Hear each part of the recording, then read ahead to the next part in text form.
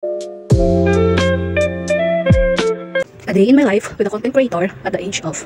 Please don't forget to like, subscribe, follow my page, MGTV, and Miss Ambisyosa, my YouTube channel.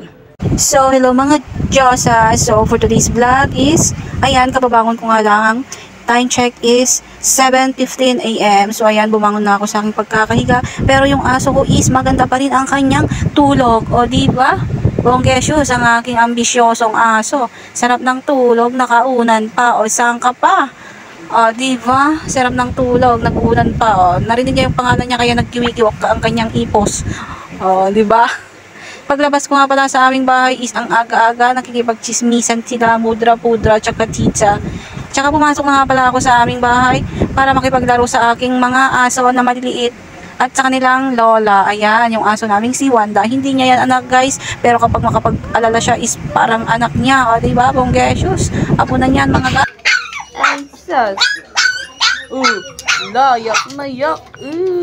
Na, baby na ka. Ay, sus. Ala, ay. Chika, tingin bonbon, cho. Bakit mo ako hinahalikan nila? Bakit nga?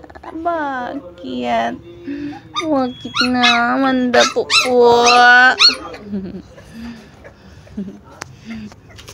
Ay, ikaw, bulldogs. Bulldogs, king, king, kong, kong, kong. Bulldog, king, kong, chung, chung. Bakit? Gutom na naman kaya? Ang lalaki ng katawan niya, ah. Ha? Ikaw, nagkikiwi-kiwi si Black Dagang. Black Dagang, Black Dagang. Kiwi-kiwi si Black Dagang. Ay, sus. Galit. Nice, sus. Gutom na naman kayo. Ang lalaki ng mga katawan niya. Ay, sus. Kuto. At syempre, nag-ayos na nga ako guys kasi nagyaya si X para lumabas ng bahay. So, ayan nga, habang nagvo-voice over ako is narinig niya aking sinabi kaya kinurot niya ako ng bonggesyos.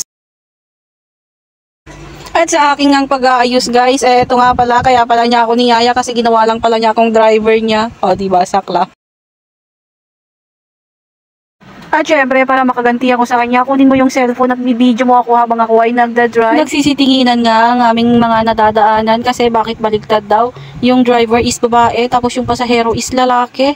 My God, saan ka pa makakakita ng ganito? At bakit nga ang layo na ata ng aming narating? So ayan, kulang ata ako sa aking pag-edit. Napahaba ata ang video na to. Ang sabi ko nga sa kanya is i-video nga ako, pero binidyo nga niya ako guys. Pero hindi naman buo.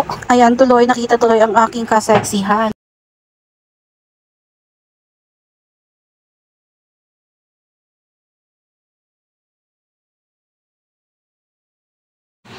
O ayan, nakita nyo naman ang aking pasahero guys kung gaano siya kalaki. Mukhang elepante. At syempre, andito na nga kami sa may palengke sa may amin guys. Ang akala ko nga kung ano ang bibilhin niya. Yung...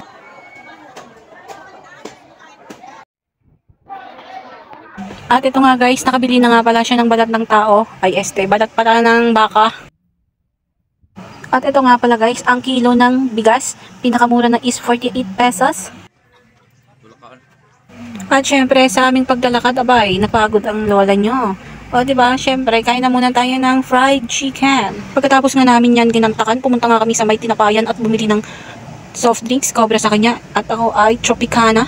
Syempre, may ice cream doon, kaya bumili na rin kami. Syempre, hindi ko na nabidyohan. Kaya sa aming pagmamadali, hindi ko na nabidyohan. Baka kami ay mabulunan. Pala yung binili naming bangus guys sa bayan. Ito, ang laki.